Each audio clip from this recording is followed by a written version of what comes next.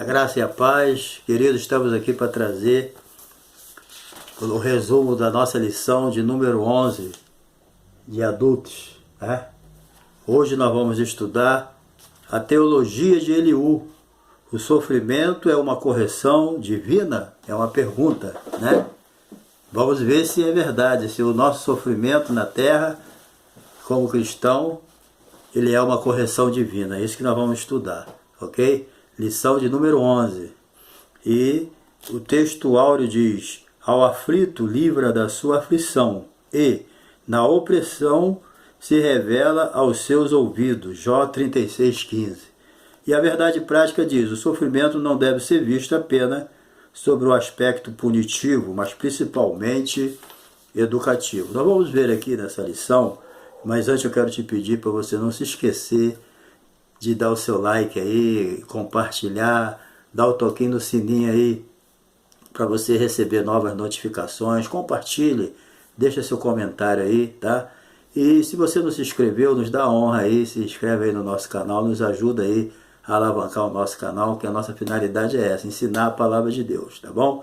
E também temos outros estudos além da escola dominical, que é jovens e adultos, né?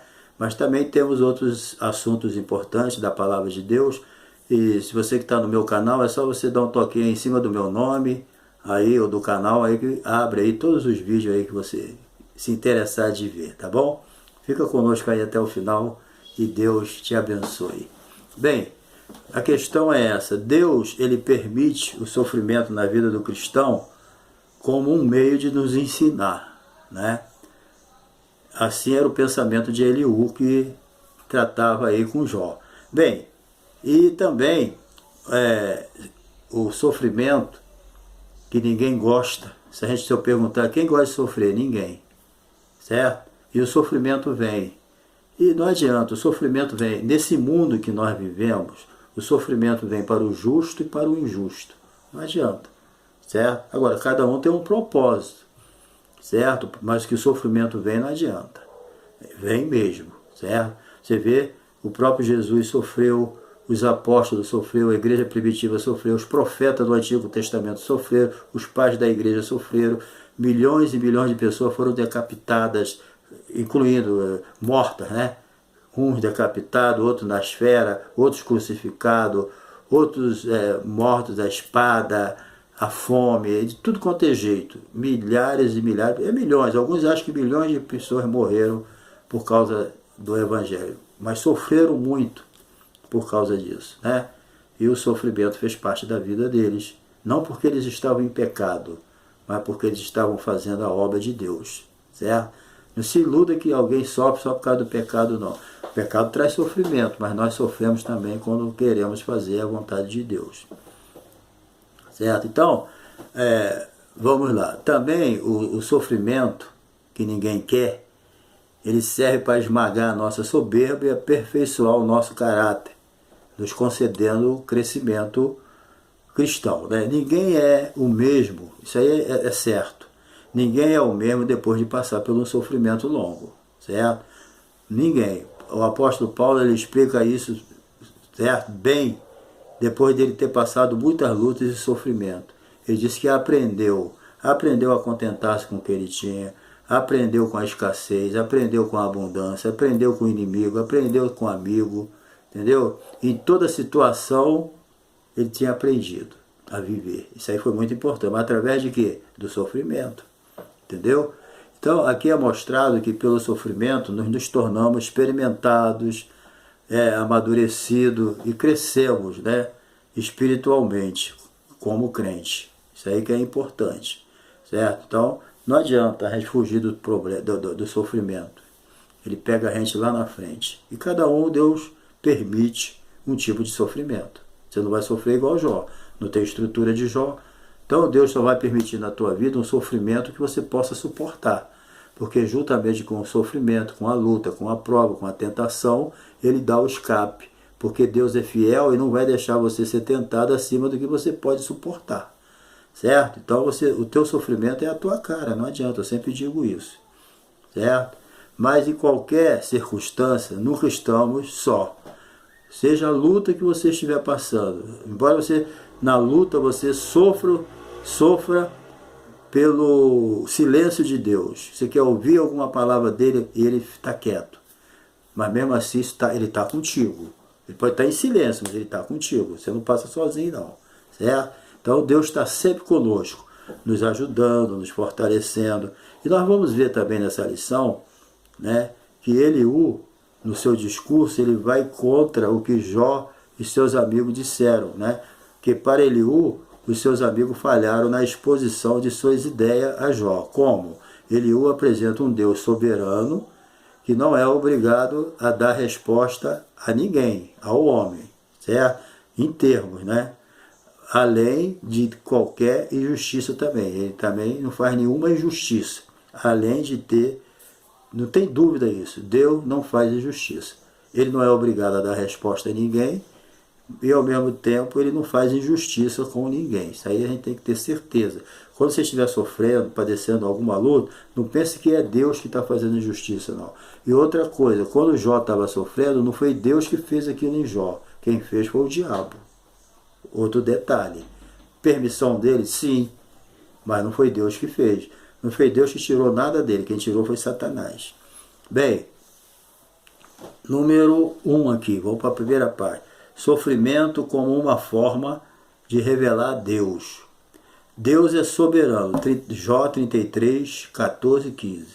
Em seu primeiro discurso aqui, Eliú, ele era um dos amigos de Jó mais novo. Tanto é que ele foi o último a falar. Primeiro falou Zofar, Elifaz, Bildade, falaram os mais velhos. Agora ele está falando aqui. Esse aqui tem mais coerência do que os outros três, né? Nós vamos ver no final do capítulo o que aconteceu com aqueles três amigos dele lá na última lição. Bem, em seu primeiro discurso, Eliú destaca a queixa de Jó, porque Deus não lhe respondera, né? Jó andava se queixando. Jó não estava sabendo de nada do que houve lá com o diabo, com Deus, entendeu? O que aconteceu? Jó estava por fora, certo? Então ele estava se sentindo abandonado, né? Ele estava questionando porque Deus não atendia ele, porque Deus não respondia a ele, entendeu? Aí entra Eliú. Para Eliú, Jó não levava em conta a majestade divina que distingue o Criador da criatura, achando aqui nesse sentido, né, que Jó havia ignorado que Deus é infinitamente maior do que o homem e não precisa explicar acerca das ações nem do seu silêncio. Então, o Eliú aqui, ele chama a atenção de Jó, porque Jó se queixava que Deus estava em silêncio, Deus não falava nada, e ele estava ansioso para ouvir a voz de Deus, ele já estava cansado de ouvir aquelas baboseiras dos três amigos deles, né? E ele não sabia o que houve lá no céu, quando o diabo foi lá questionar Deus da prosperidade de Jó, que Jó servia a Deus por interesse e tal, e Deus barganhava e tal. Deus permitiu tudo, mas Jó não estava sabendo disso, né? Então Jó estava se sentindo abandonado. Quer dizer, ele estava sendo provado mesmo, poderosamente, certo? Então, Jó não entendia o silêncio de Deus. Eu digo, você entende o silêncio de Deus? Muitas vezes a gente não entende, mas temos que esperar. Você está esperando uma palavra, está esperando uma direção, uma orientação e não vem. É o silêncio de Deus, mas espera que vai chegar, certo? Então, aqui ele deixa claro que Deus não é obrigado a estar dando explicação a ninguém. Bem, isso é em termo. Deus, ele promete resposta nas escrituras, né? Ele promete atender a gente. Agora, tudo é no tempo dele, certo? Não quer dizer que Deus definitivamente não dá satisfação. Ele dá, porque ele escreveu isso na palavra. Agora, ele tem o tempo dele. Número 2, o orgulho do homem priva-o de ouvir a Deus. Entendeu? O orgulho do homem. Mesmo sendo transcendente, Deus não deixa de se manifestar ao homem, certo? Quando ele acha necessário. Isso aí é segundo ele. Porque ele tem que entender o seguinte, Deus é transcendente, ele é separado de tudo, acima de tudo, e habita no mais alto sublime trono. Mas também Deus é imanente. Ele habita no pecador, comprado com o sangue de Jesus, e o Espírito Santo está na terra. Entendeu? Quando ele vier, ele convencerá o homem da justiça, do pecado e do juízo. Ou do pecado, da justiça e do juízo. Deus, o Espírito Santo está na terra. Então, e o Espírito Santo habita naqueles que são comprados com sangue de Jesus, na igreja. A igreja é o templo do Espírito Santo. Individualmente somos também. Então, o Espírito Deus é transcendente, ele está acima de tudo, mas também ele é imanente, ele habita em nós, ele está na terra também, né? Isso aí, sem entrar em detalhe, entendeu? Isso aí é muito importante, que a gente entenda. Eliú só entendia a transcendência de Deus, mas não entendia a imanência dele. Certo? Então Deus não deixa de se manifestar ao homem, está sempre se manifestando, quando Ele quer. Jó, ou quando é necessário, né? Ninguém precisa dizer para Deus quando Ele deve se manifestar, que Ele sabe. Certo? Então Jó questionava o silêncio de Deus, e Eliú não aceita, mostrando que Deus fala de diversas maneiras, incluindo em sonho, revelações, visões, entendeu? É verdade, Deus fala através de sonho, fala através de revelações, ele fala, nós não devemos viver dependente disso, porque tem o Espírito Santo que habita em nós e tem a palavra de Deus. Nós não devemos ser dependentes de sonho, de revelação, de visão, entendeu? Ficar atrás disso, preso a isso. Não, quando Deus quiser revelar, Ele revela, certo? Então, na visão de Eliú, Jó, embora se considerasse puro moralmente, Jó, se você examinar bem os discursos dele, ele se considerava puro. Ele pensava, eu não mereço isso. Por que eu estou passando por isso? Além de eu não merecer e estar passando, Deus ainda não fala nada. Ele tinha essas ideias, né? É o pensamento dele, porque ele não sabia o que estava acontecendo, certo? Tanto é que Deus exortou ele, mas não levou isso em conta. Porque Jó nunca blasfemou, que era o pensamento de Satanás. Eu tenho que levar esse homem a blasfemar, mas não conseguiu. Então, na visão de Eliú, embora Jó se considerasse puro, né, moralmente, né, padecer do pecado do orgulho, na visão de Eliú, né, era o que Jó tinha, orgulho, certo? Ele se considerava sábio também, Deus falou isso para ele. Então, a revelação de Deus tem o propósito de livrar o homem da soberba, certo? Mostra que nós não somos nada, ok? E que levaria à morte. Isso aí a soberba leva. Está em Jó 33, 17 e 18. Se a gente não se libertar da soberba, o caminho é a morte. Não tem outro. Foi o que levou Satanás a sair do céu. A soberba, a exaltação. Um abismo chama outro. Entendeu? Quando Deus nos mostra, Ele está mostrando que nós não somos nada. Se Ele não mostrar, nós não sabemos nada. Número 3, o ministério da redenção. Na visão de Eliú, além de visões e sonhos, Deus usa a enfermidade para se comunicar com o homem, né? Está lá em Jó 33, 19 a 22. Devido a isso, né, ele pode enviar para anunciar a Jó o seu dever. O que ele tem que fazer? Está em Jó 33, 28.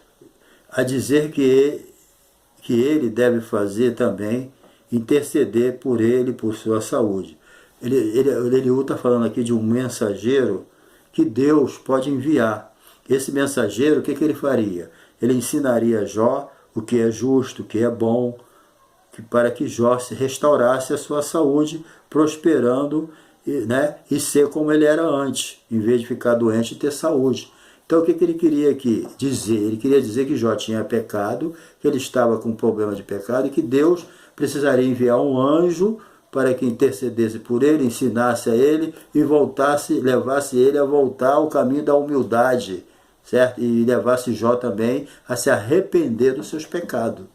Então a mentalidade deles é que Jó estava passando tudo aquilo por causa do pecado. E não era. Nós que conhecemos a história desde o capítulo 1 e capítulo 2 de Jó, sabemos que ali foi uma batalha espiritual criada por Satanás e concedida por Deus para que Jó fosse provado e mostrasse a Satanás que Jó não servia a Deus por um problema de interesse, mas por amor. E Jó mostrou isso, né? Embora ele estava boiando aqui, não sabendo nada que estava acontecendo sobre isso. Mas ele permaneceu pior. Ele teve as suas queixas normais, né? E as que não foi normais, Deus chamou-lhe a atenção e corrigiu ele, certo? Então, esse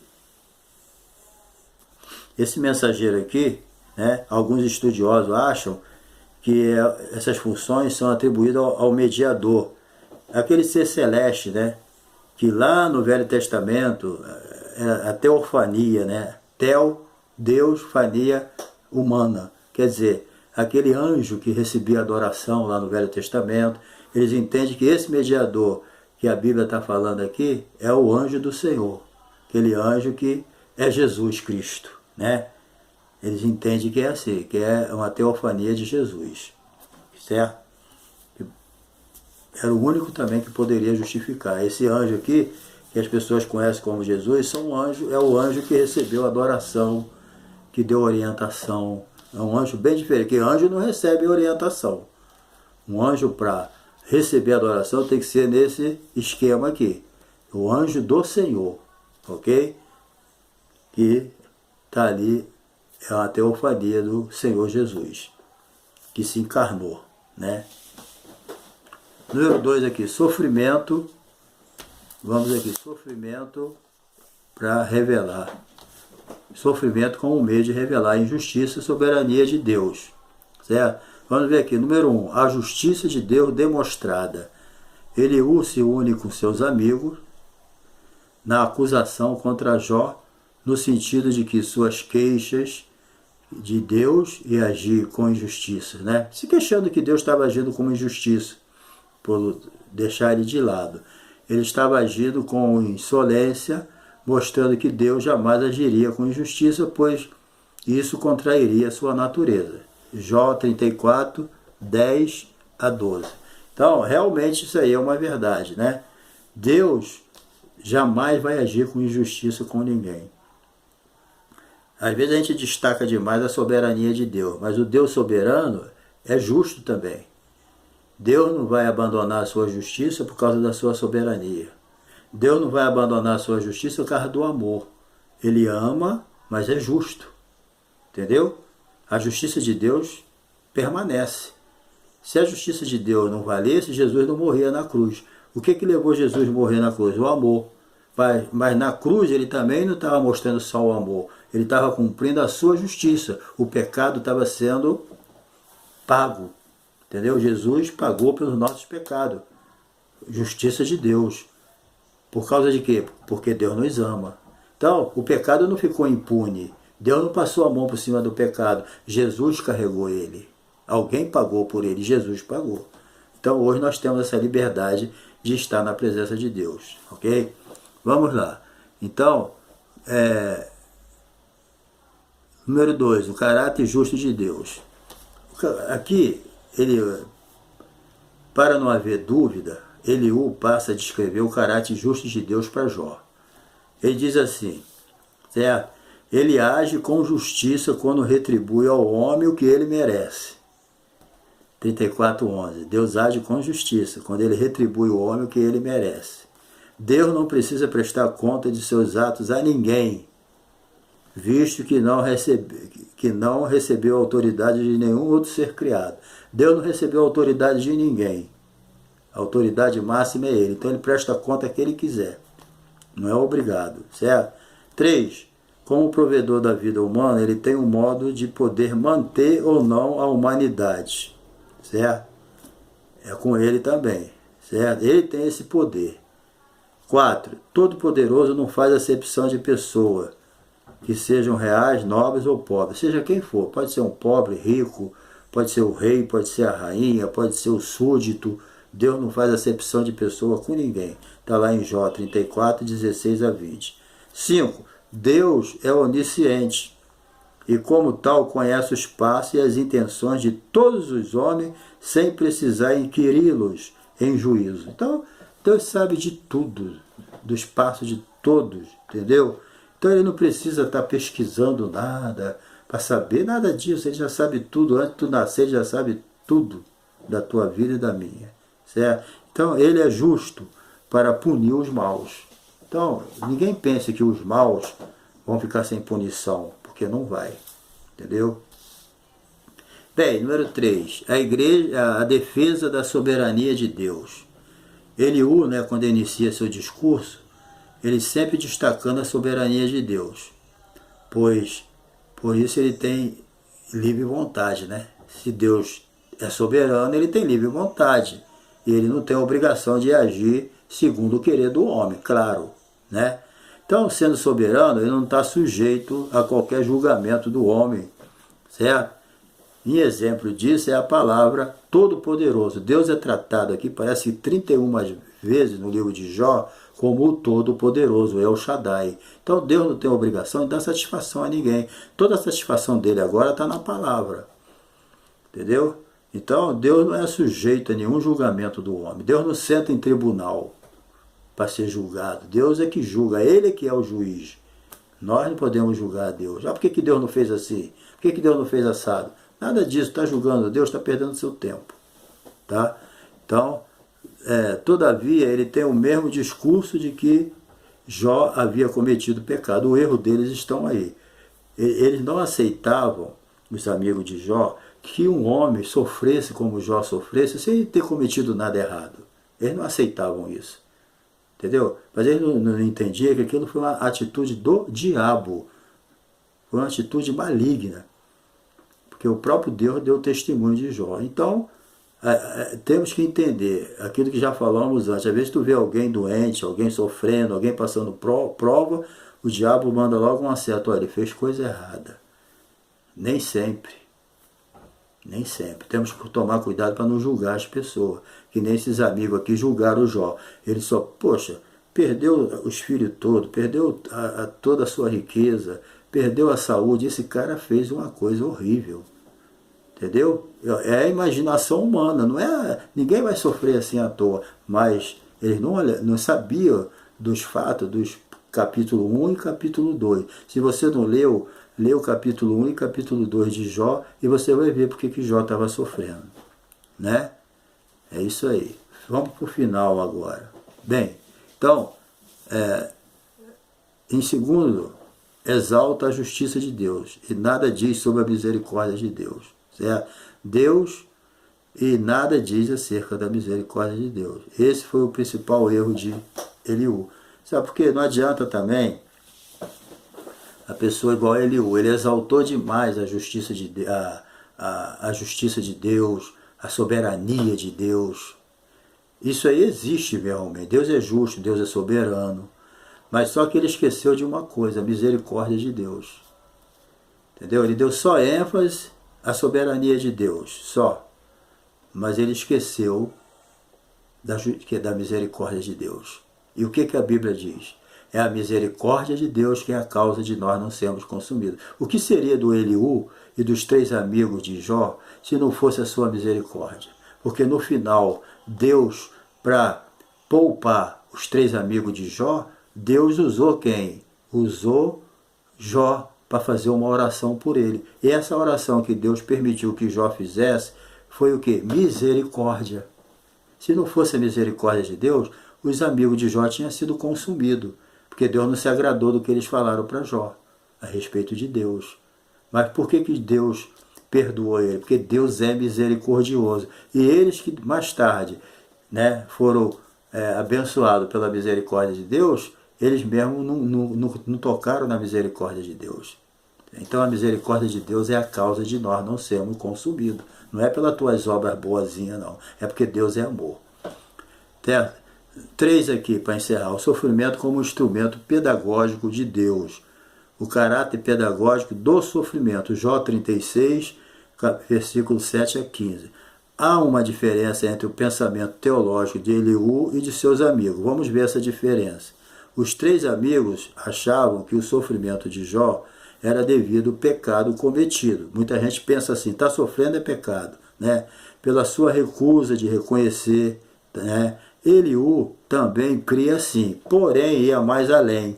Eliú achava que o sofrimento tinha caráter pedagógico do sofrimento e estava na capacidade de refletir e voltar para Deus, aprendendo com o sofrimento. Então Jó cometeu algum pecado, esse sofrimento vai levar ele a refletir e voltar ao que era antes, se arrepender, mas só que não era nada disso. Jó não foi provado por causa de pecado, de jeito nenhum, né? Ele foi provado porque o diabo acusava ele de estar servindo a Deus por interesse. que ele amava mais as bênçãos do que o abençoador. E Deus mostrou ao diabo que Jó não amava as bênçãos, amava o abençoador. Tanto é que ele não blasfemou. Ele falou, Deus deu, Deus tomou, bendito seja o nome do Senhor. Não pecou Jó com seus lábios. Certo? E número 2 aqui, adorando a Deus na tormenta. Né? Capítulo 36, versículo 26, Eliú afirma que Deus é grande e nós não o compreendemos. Aí tudo bem. Para ilustrar a grandeza de Deus, ele faz uma explanação sobre a sua ação nas estações do ano, né? Como verão, primavera, né? Inverno, outono. Ele faz essas comparações. Ele tem por objetivo o quê? Mostrar a grandeza de Deus sobre a criação. Entendeu? Querendo levar Jó a reconhecer como grande é Deus e por isso deve ser louvado. É isso que Eliú quer fazer. Levar Jó a entender o Criador de todas as coisas e louvar ele por isso. Certo? A perfeição da criação, a natureza da criação, a forma como funciona a criação, Jó não entendia isso. Então Jó tinha que louvar a Deus por causa da sua grandeza. Porque Jó estava trazendo para si, né, uma coisa localizada, pequena, mas Deus é grande. Deus não é um Deus pequenininho para ficar preso a nós. Deus é um Deus grande, que nós temos que entender a sua grandeza. E hoje, na dispensação da graça, só através da palavra e do Espírito Santo que nos revela todas as coisas. Tá? Então, o argumento contraditório de Jó, Eliú expõe que Jó, por um lado, exalta a Deus e, por outro lado, murmurava. Então, Jó estava passando essa prova. Deus entendeu esse problema e exortou ele também dos seus erros. Certo? Deus mostrou a ele que ele não sabia de nada, que ele era metido a sábio e não tinha nada de sábio. Deus começou a mostrar alguns projetos da natureza. Nós vamos ver nas próximas lições. Né? Então, o argumento contraditório de Jó expõe que Jó, por um lado, exaltava a Deus, por outro lado, murmurava contra ele. Então, Eliú aqui, ele mostra que nesse aspecto de adoração, murmuração e adoração não podem andar junto. Ninguém pode adorar a Deus e ao mesmo tempo murmurar. Murmurador está perdendo seu tempo. Não tem como adorar a Deus. Adorar a Deus é na beleza da sua santidade. Adora a Deus na beleza da sua santidade. Murmurador não pode adorar a Deus, não anda junto. Murmuração e adoração tem nada a ver, tá bom? Se você adora a Deus, você tem que deixar a murmuração de lado. Então, a gente vê nessa lição 3 aspectos da teologia de Eliú. Primeiramente, o jovem amigo defende o direito de ficar em silêncio, né, de Deus ficar em silêncio, mesmo quando achamos que ele deve falar. Então Deus tem o direito de ficar quieto quando você acha que ele tem que falar. Tá? Acredita que Jó não consegue escutar a Deus devido ao seu orgulho. Né? Entretanto, o equívoco de Eliú está no fato de associar o sofrimento de Jó ao pecado. O sofrimento de Jó não tinha nada a ver com porque ele pecou. Certo? Segundo, ele destaca que Deus tem todo o direito de ser soberano e como tal agir com justiça. Todavia, se ele equivoca em colocar essa soberania acima do seu amor, pois, primeiramente, Deus é amor. Então, não adianta botar, o erro de Eliú foi esse, botou a soberania de Deus acima do amor. Certo? Deus é soberano, ele faz o que quer, mas Deus é amor também, é misericordioso, ele perdoa, ele purifica, ele salva. E, finalmente, Eliú vê no sofrimento um papel